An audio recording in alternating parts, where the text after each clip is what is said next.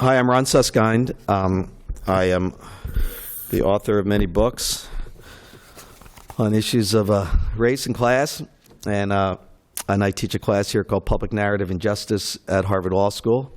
Welcome today to the convention of Jewish men under 5'10". Two of us here are representatives of this embattled class, and I'd like to welcome my partner here on the stage for some interesting colloquy, Evan Wolfson. He certainly needs no introduction in, I think, any part of America right now, but certainly not here at Harvard Law School. You know, the story that is so moving and enlivening is one of, I find, one of a young law student here in 1983 who, as a 3L, third-year student, writes a thesis. A thesis, 77 pages, I believe. Is that right? Give or take. Give or take, which makes the case for marriage equality. One student writing what they believe is a thing that stands on principle and should be law. And 1983, 32 years later, Evan is standing in front of the United States Supreme Court, having pushed forward a 3-decade battle to turn this principle into the law of the land. In what I think is one of the great civil rights movements of certainly our life, and maybe one of the most significant ones of the unfinished American experiment in democracy and equality. And so without further ado, I welcome Evan Wolfson. No, thank you very much. Thank you. Great to be back at Harvard. So, Evan, you know, there's so much to talk about. I want to start by just thinking about the 30-year journey from this place to where you sit now. If a young Evan Wolfson was sitting with me now, let's just say he's sitting right here, and he's looking at you and you're looking at him, how would that conversation go? What is he expecting as he leaves this place? He says, I've got a principle of consequence. Let's see what I can do, what one person beginning an engagement can do. Will I find co-conspirators and kindred? Will I have outcomes that will be ones that comport with the notion of worthwhile? What would he be thinking right now if he was here?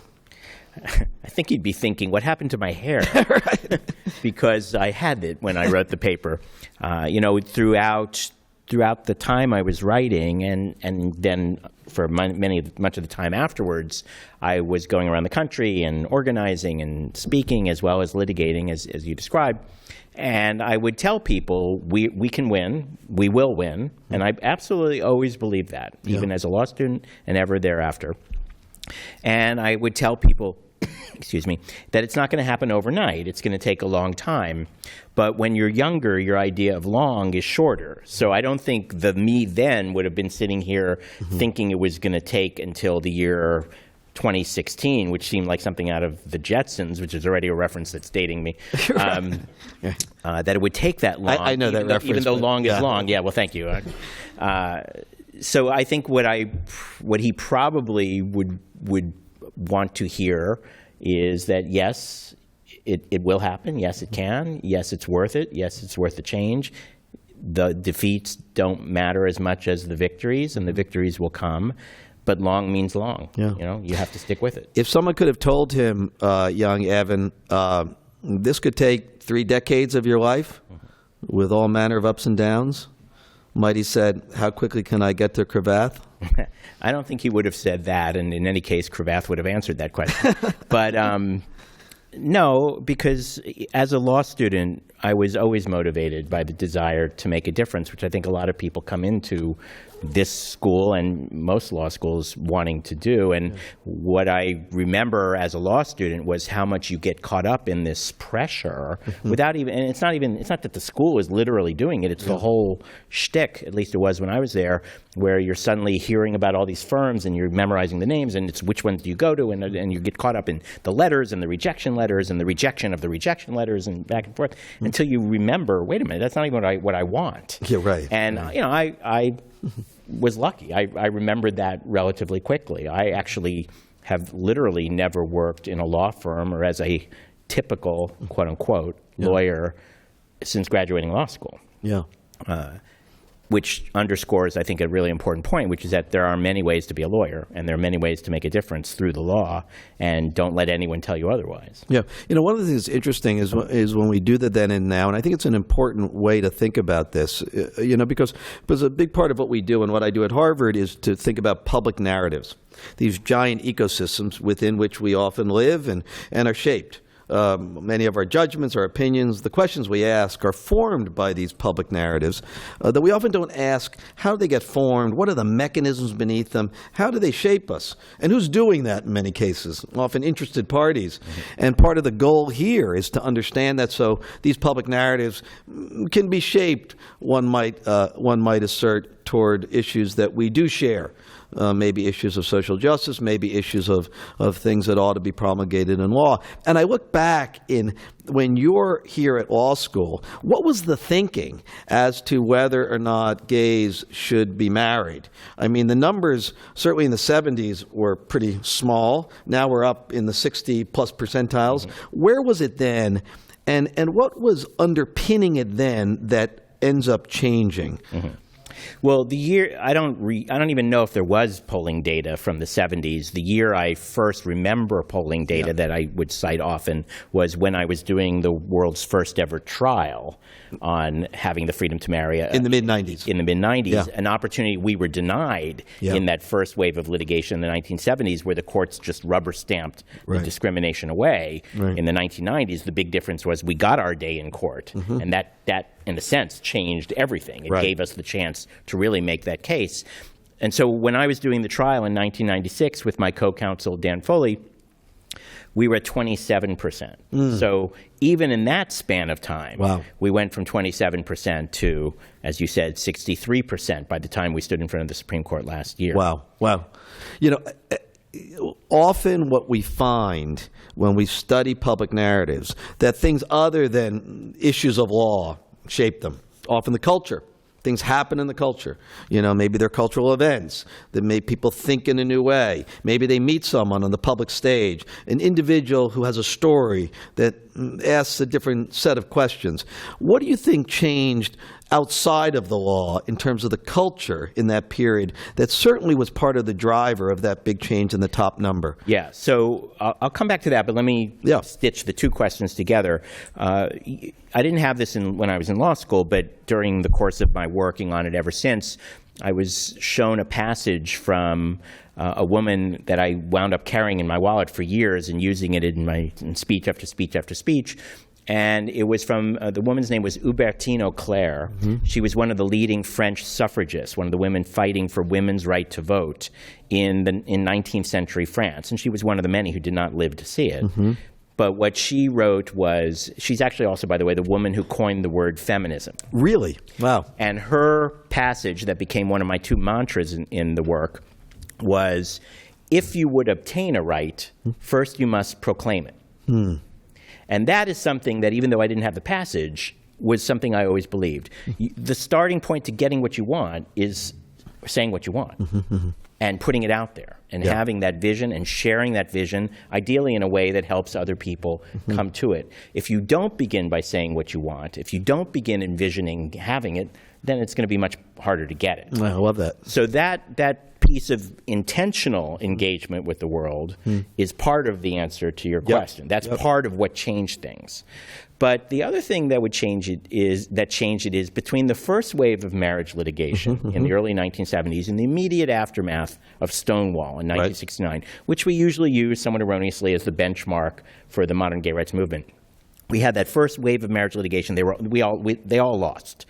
In fact, we even reached the Supreme Court in 1972 and lost. The second wave of marriage litigation now begins in the 1990s, very late 80s, early 90s. And that wave of litigation, most importantly the Hawaii case that I was co-counsel in, results in an ongoing global movement that has led now to the freedom to marry in the United States and in 22 countries on 5 continents. So you can ask yourself, why did this first wave fail? Yep. And why does the second wave launch this titanic transformation and ongoing movement? And I would like to say it's because of my brilliant paper in the middle in 1983 and the nagging I did ever thereafter and the organizing of the work, and that had its role. Yeah. But what really changed things between that first wave and the second wave was AIDS. AIDS shattered the silence about gay people's lives. It prompted, indeed forced, non-gay people in massive numbers for the first time to actually see gay people as something other than the stereotypes and dismissing disdain in which many had held us.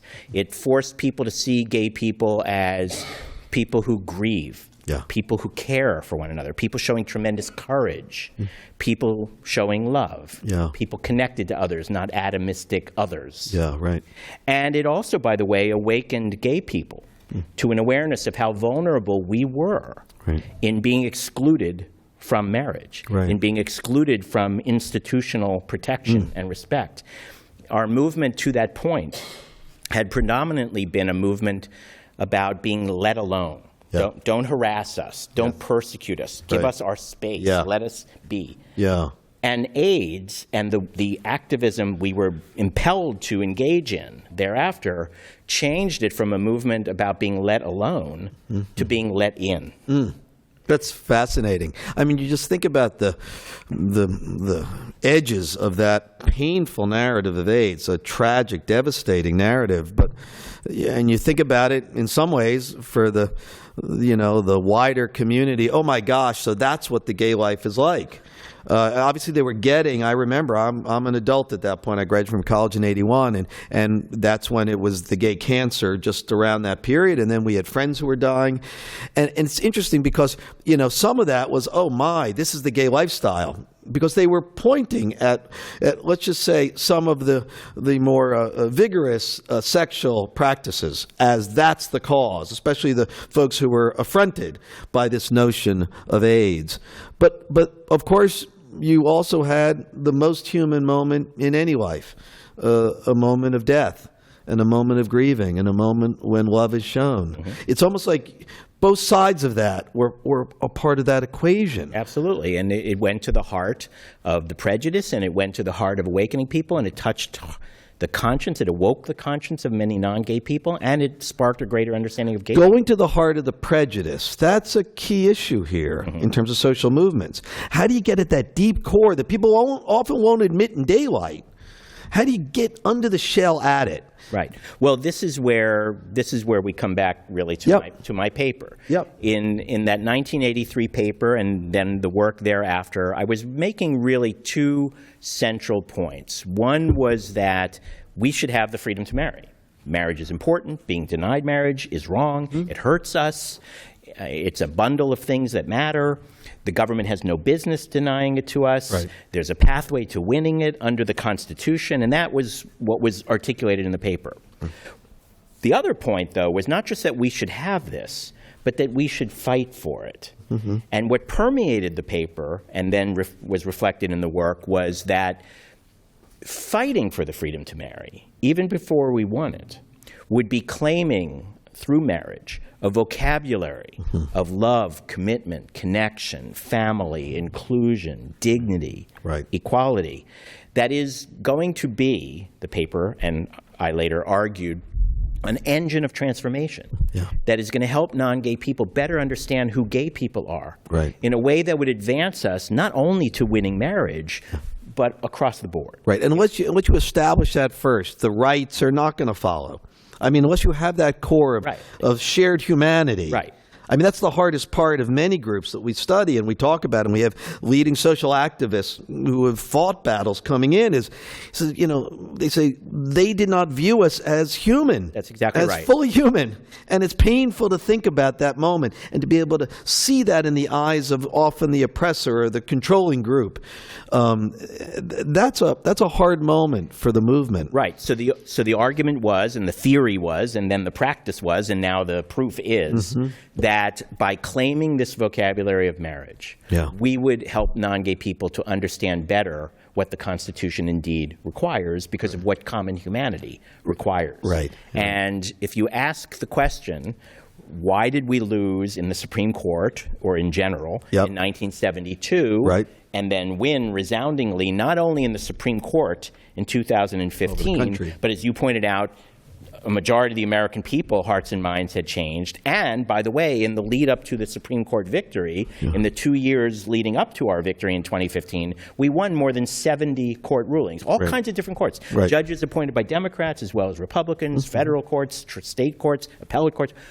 Court after court after court was now ruling in our favor in a way that the courts in that first wave had all not. Yeah. So again, why? Again, it was all this engagement and all this work, but in all those 70-plus rulings where we won, my favorite passage came from the case in which we won the freedom to marry and brought the freedom to marry to Utah. Right. So ruby red Utah, Right. very conservative, very religious. Right. And the judge wrote, it's not the Constitution that has changed. What's changed is our knowledge of what it means to be lesbian or gay.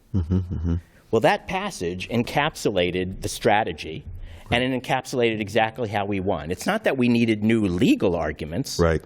They were being made in 1972. They were made by a young law student in 1983. We knew the arguments. Right. We had to get the decision makers, the public, the electeds, the judges, and the justices to be willing to see the common humanity and therefore why the Constitution applied to gay people as to all people. Yeah. Let me ask you a question on that common humanity. Sometimes when I talk to folks who came around on this issue, they say to me, well, Ellen DeGeneres was important to me. I'm like, really? Yeah. I kind of felt like I knew her.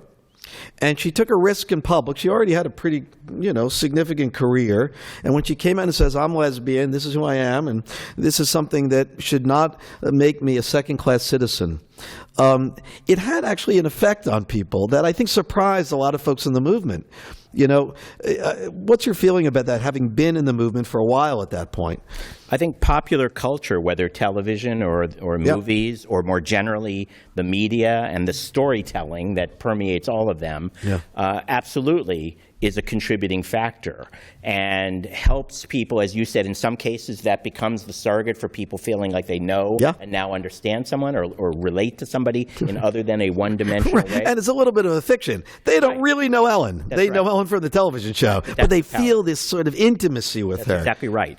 And so, yes, so that certainly contributed, but I actually think much more important in two ways was the millions and millions of conversations that we, this campaign, the movement, Hollywood, and also, by the way, our opponents, by attacking, prompted debate, which in turn galvanized conversation. The chief engine of change was not the image on the screen. The chief engine of change was the conversation. The discussion at the kitchen table that night. Exactly right. Yeah, that's so interesting. Right, across generations, around the country, maybe multiple Calling the question. Right, and giving people the chance and the obligation in some cases to talk it through and not just shut it down. Right. So the Hollywood stuff, Ellen and so on, number one, was a vehicle of engagement.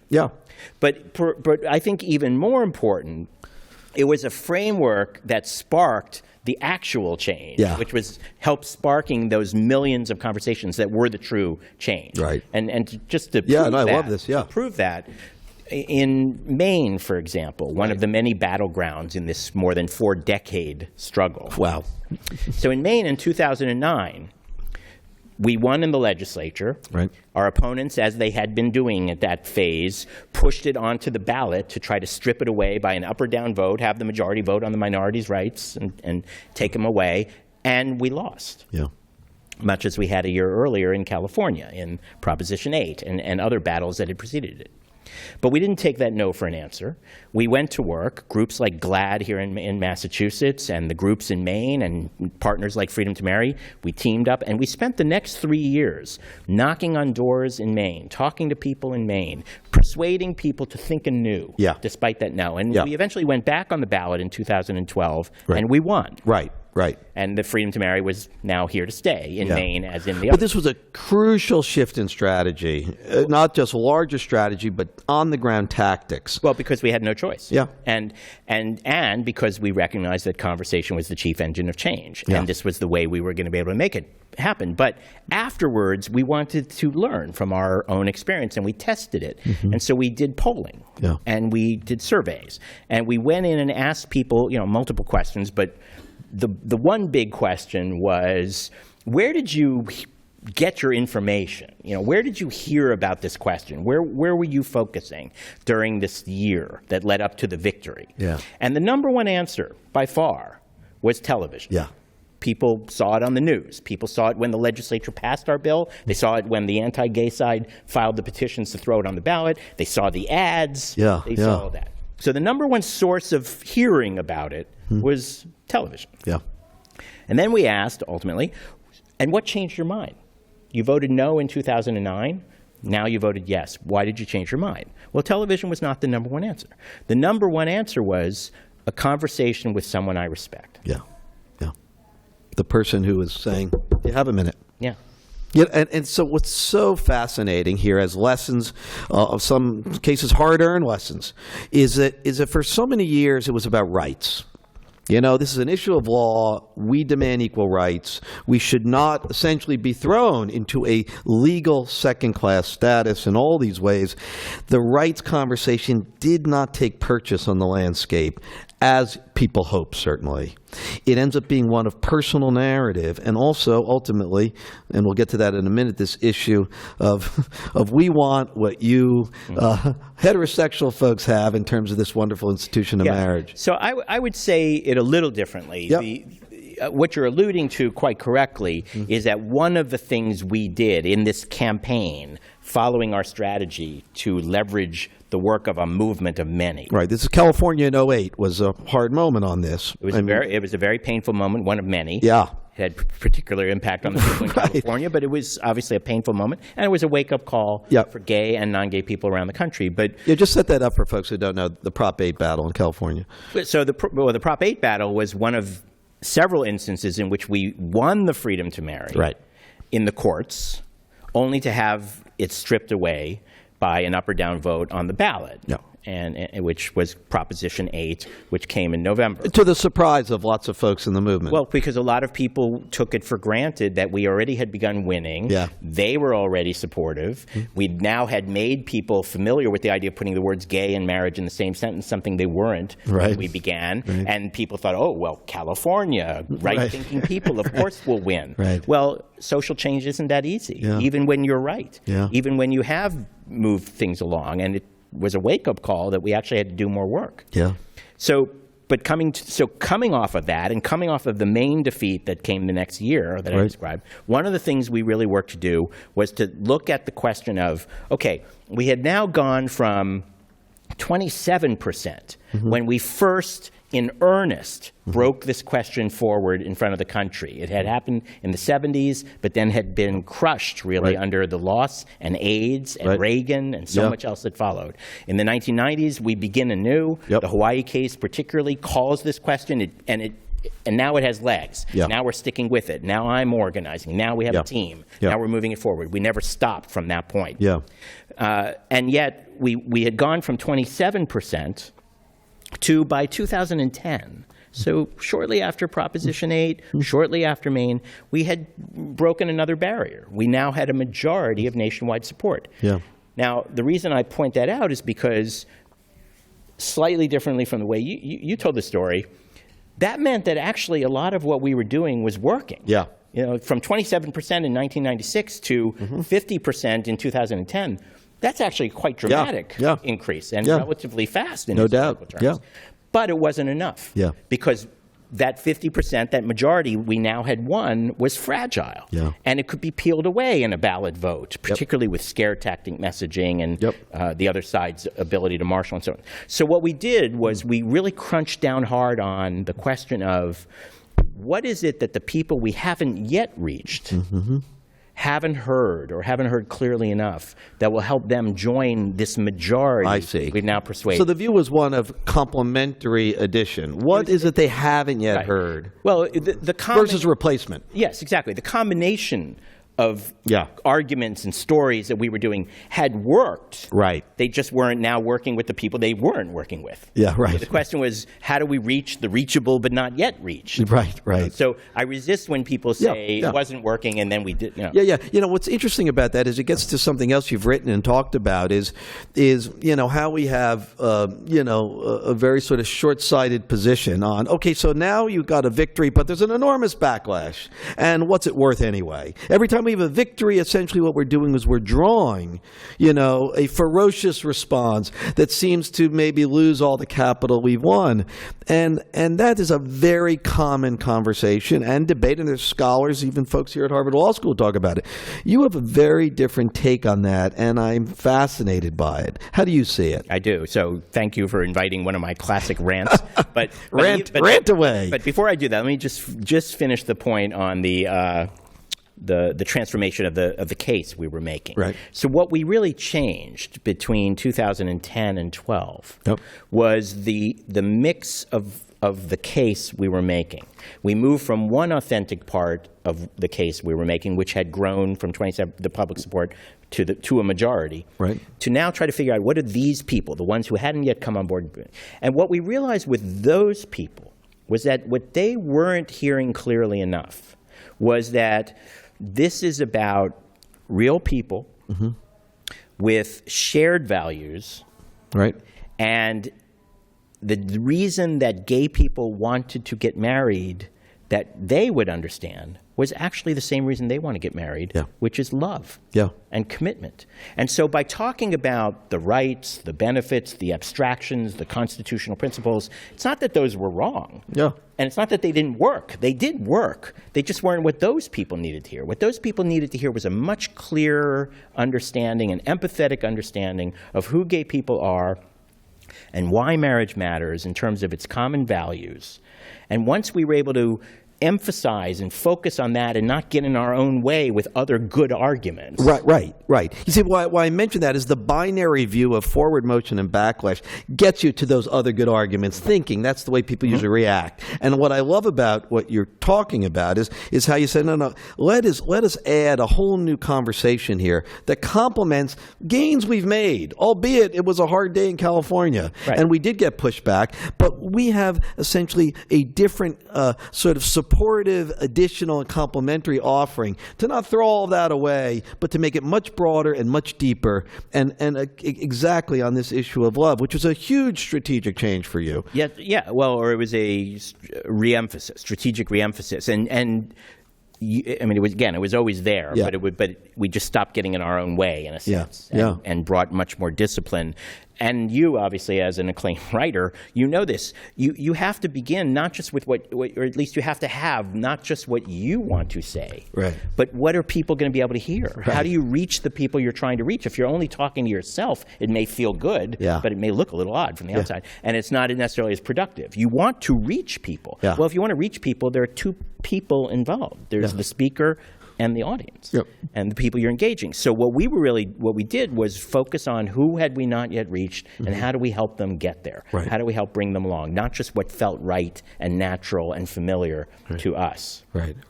And on the backlash point, as you know, I hate the word backlash. I think it is a disempowering way of talking about social engagement, and it's not accurate. In my book, Why Marriage Matters, I only have one. I quote Martin Luther King. And Dr. King gave a speech at Howard University in 1966, I believe it was, in which he said, essentially, I hate the word backlash. And the reason he said he hates the word backlash is that backlash falsely conveys that somehow society was chugging along somewhat okay and was paying attention, but that we, in the civil rights movement, we who had a vision of injustice that needed to be corrected, did something wrong, went too far, went too fast, pushed too hard, asked for the wrong thing, did it wrong, and there was a reaction. Whereas in fact, Dr. King said, what is happening is there is a struggle. There is a struggle between two very different visions of what kind of society this should be.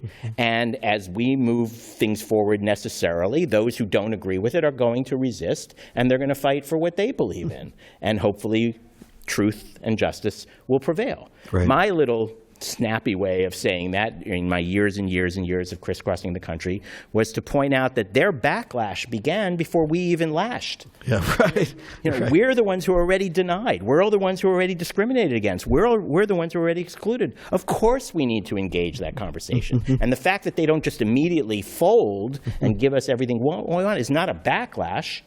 It's a struggle. Yeah. It's a struggle for the heart of America. And fortunately in our society, when you struggle, you can sometimes change the heart of America. Yeah, yeah. Struggle. It's so interesting. The words matter. As a writer, of course, I'm attentive to that. In every great social movement, the lexicon is often the key thing. Words have all sorts of penumbras attached to them. They have depth and breadth and a heartbeat. You say struggle, you feel differently.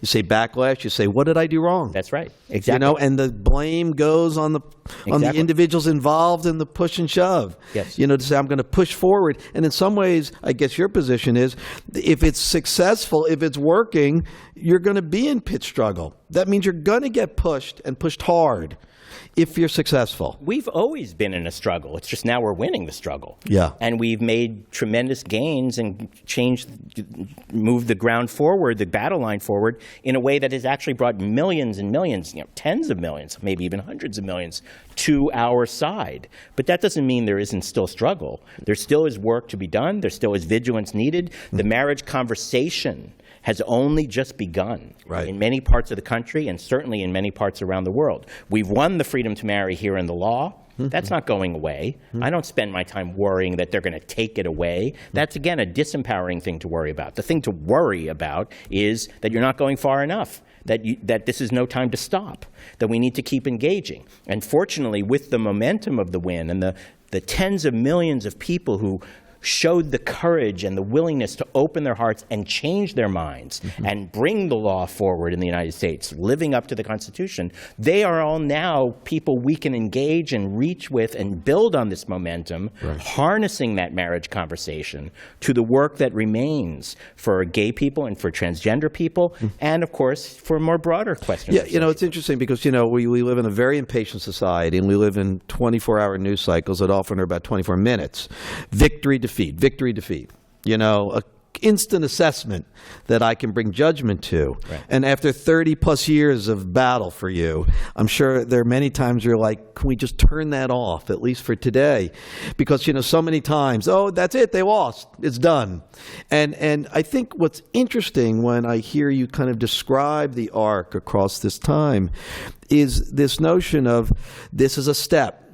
For those even now who say there's so much else in terms of the LGBT life in this country, discrimination of all kinds, all manners of exclusion. And so what did Evan and the gang get with marriage equality when so much is left to do? In a way, I think you are responding to that in everything you're now saying. No, I think that's right. And I think I was lucky that just temperamentally, even as a law student, as a young person, as an activist, as an aging activist, as somebody who's now been able to bring a 32-year chapter to a happy close, number one, I always believed we would win. I never believed it would happen overnight. I always saw it as part of history. And history is not linear and not quick and not finite. And I also, from the get-go, understood that our fight for the freedom to marry was not even just about the freedom to marry, and it wasn't even only just about gay people. And those intuitions or just sort of aspects of my personality, I think, were good because they helped me keep going. And I just never took the losses with the pain and trauma, understandably, that many people did. And my general response to victory was certainly pleasure and what's next? What do we need to do next? How do we keep going? And I think that's the way you have to approach life, let alone work. Right. This sort of love is the answer foundation that you had. I mean, that was a big epiphany when you first embraced this idea. I'm reading you writing decades ago, saying if they see us as folks who, want love, want to enjoy all the joys of what love brings, then they will see us with what Proust would call new eyes, and other things will follow. That was a big epiphany by you. What is underneath that? What drives that? The two influences on me coming into law school and leading to my wanting to write the paper, one was that between college and law school, I was in the Peace Corps. Mm-hmm. And living in the Peace Corps as a pretty young, I was the youngest volunteer in my cohort. I was 21 years old. I was in a small village in West Africa. And it was part of my own awakening as a gay man. I'd always known I was gay, but I didn't quite know what to do about it. And it was really now in a new life, away from everyone, away from everything I knew, that I really began exploring having sex and having friends, et cetera, in that way. And I realized that many of the guys I was having sex with in my little village in West Africa, very furtively and clandestinely, because of course it was illegal, I realized that many of them were not gay. They were doing it for whatever variety of reason. They were young, they were friendly, they were curious, they were obliging. And yet I also realized that some, if they lived in a different society, with a different set of opportunities and even a different language, would be gay. Wow. But they just didn't have that in their culture. They didn't have that prospect. They didn't even literally have the language for describing an equal relationship between two people. So as a young person, I took in that insight, that awareness. Yeah. Came to law school, literally 2 weeks after living in a small village in absolutely rural Africa. Must have felt like you were in the witness relocation program coming to Kenya. I remember actually feeling like English was so hard. It was like the words were so thick, and not just because they were in textbooks, but it was like just the whole thing, reading. It was very intense. But I adjusted and got into law school. And as time came to write the third year paper, the mandatory thesis, I don't know if that's still required here, but it was at the time, I wound up reading a book that had just come out. And it was the book that changed my life. It was by a professor named John Boswell at Yale.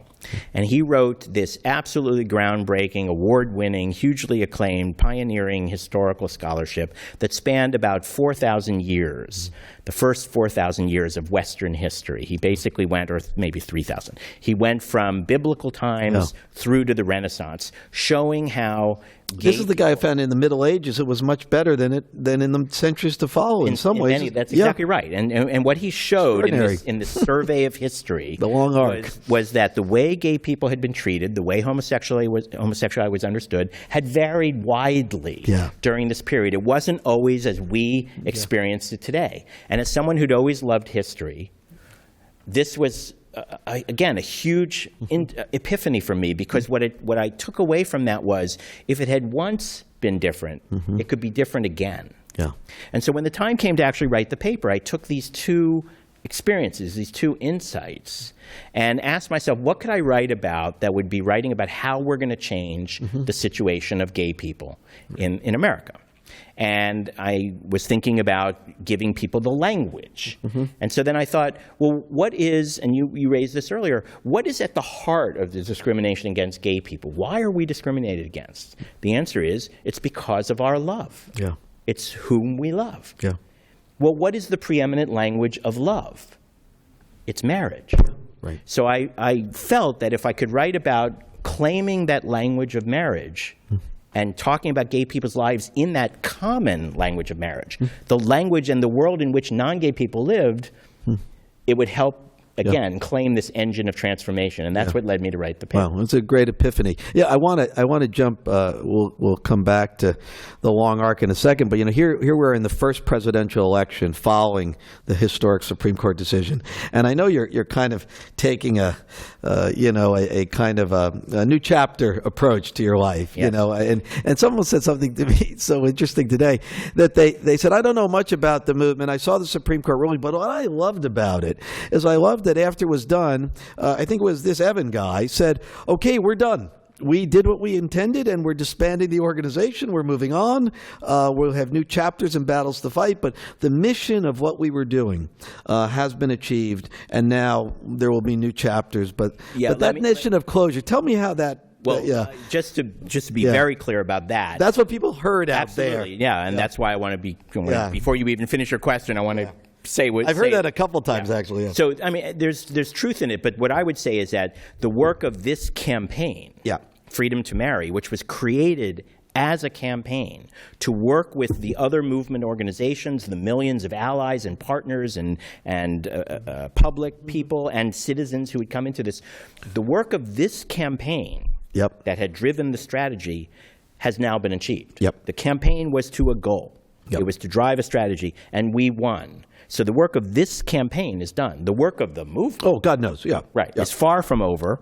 And I wouldn't be so quick to close down if I were the only organization in town. But there are, of course, in our movement, many wonderful organizations, many of whom we work with, as well as many non-gay allies. But it's interesting. A lot of people saw that and kind of said, there you go. You know, I mean, it's so rare we get issues that conclude in any way. And obviously, it's not the whole issue of LGBT rights, but on this one issue, that's a victory. You know, but now you look out on the landscape in the wake of that victory a year later, and you look at these candidates, you know, all vying for the world's most powerful office. What's going through your head as you look at Bernie and Hillary, obviously the Republicans? How does that make you feel? What are the insights that summon from you? I mean, obviously, are you supporting anyone in this election? Have you endorsed anyone? So Freedom to Marry, the campaign that I led and which we've now effectively closed, is nonpartisan, Understood. didn't endorse candidates, et cetera, et cetera. That's now over. How about Evan Wolfson? Look, I don't think any sane person can look at this roster of candidates and have anything but two choices on one end of the spectrum to go from. The rest are absurd or worse. And I don't say that as innately partisan, though I am partisan, but the Republican field have distinguished themselves by being 50 shades of awful. On the other hand, you have two candidates who may have many other reasons why you would differentiate one over the other, but when it comes to the question of inclusion of gay and transgender people in society and supporting the Freedom to Marry are both squarely where they need to be, as is, by the way, the Democratic Party. We pushed in 2012 for a Freedom to Marry plank. We pushed for that over the objection even of many within our own movement, saying, wait till after the election. Don't make Obama do it. Don't make the Democratic Party do it. Fortunately, we were able to make the case. Fortunately, the president showed that moral leadership, had a tremendous effect that helped him and us. And the Democratic Party enacted the Freedom to Marry plank. So on these questions, in 2012, does it make a difference in the heart and mind of Evan Wolfson that Bernie Sanders was foursquare in 2009 and Hillary Clinton doesn't officially make her public pronouncement until 2013? It was not that difficult by then. So what I've said and written a little bit, again, without taking sides on which candidate people should support, that neither one actually had a perfect record. Sanders and Clinton each had things to point to that they can be proud of and rightfully brag about as selling points, and each of them had shortcomings and failures when it came to the question of support for the Freedom to Marry and sometimes broader LGBT rights. For example, as you pointed out, Sanders was there earlier. He was one of 14 senators, or he wasn't in the Senate at that point. He was one of a handful of members of Congress, 63 I think it was in the House, who voted against the so-called Defense of Marriage Act, DOMA, in 1996. But he didn't vote for it by expressing support for the Freedom to Marry, and Bill Clinton signed it. But Sanders was not then a crusader for the Freedom to Marry, but he rightly voted against an atrocious bill that Secretary Clinton's husband signed into law. And that, by the way, she supported when she ran for the Senate. And their justification that staved off a potential constitutional amendment, valid or not? No, not valid. Not valid. No. That all came later, and that's not their best argument. Isn't this, Evan, though, sometimes why people feel this, like, whether it's a lack of trust or a kind of fatigue with the Clintons, saying it's always these calculations. Can't you just stand on principle for once in these key areas Well, do you feel any of that with your long journey? The Clintons have been dominating the Democratic Party for most of your lifetime. Well, so I gave a little pro and con on Senator Sanders. Let me do a little for we've talked about some of the things that Secretary Clinton didn't do right and should have done better. Yep. But she, for example, as Secretary of State, gave a very important speech and backed it up with policy both before and after that gay rights are human rights and human rights are gay rights. She, under her leadership and President Obama's, the State Department became an effective exponent of human rights, including gay rights. I myself, in the last year, have now been invited to go to several different countries where they have not yet secured the freedom to marry.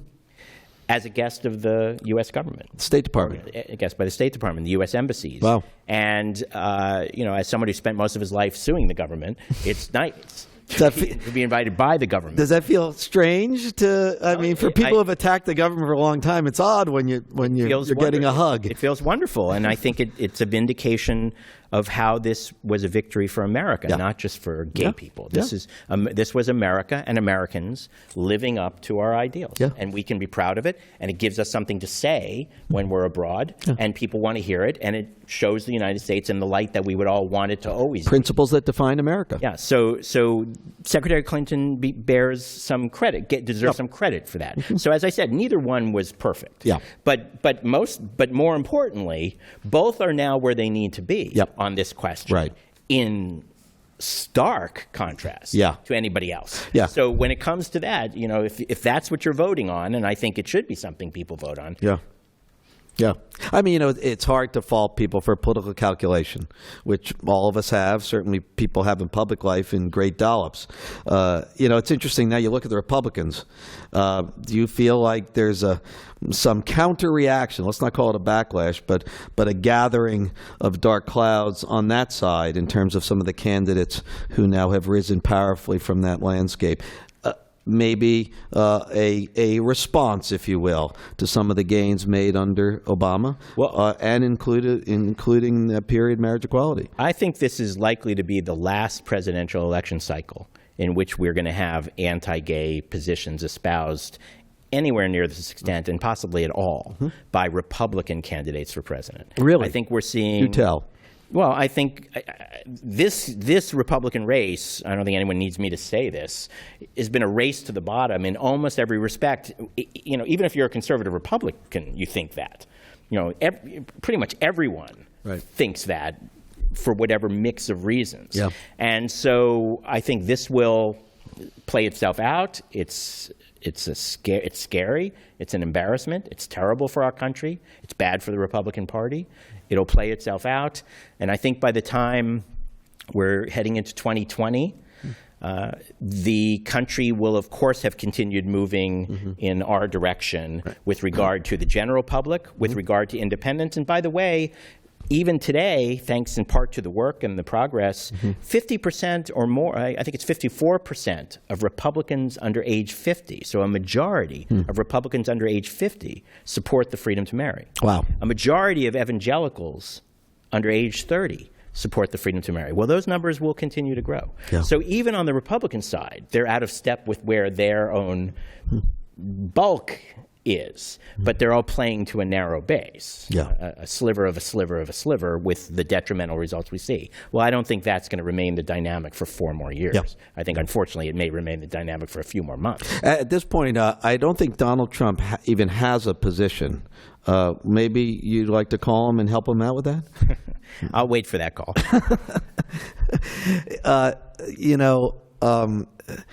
Although I will say, by the way, if the call came, I would certainly take it, and I would try to help, because to the larger point you were starting to make, my general view was I care less about what is truly in the politician's heart than I do about what they do. Yeah.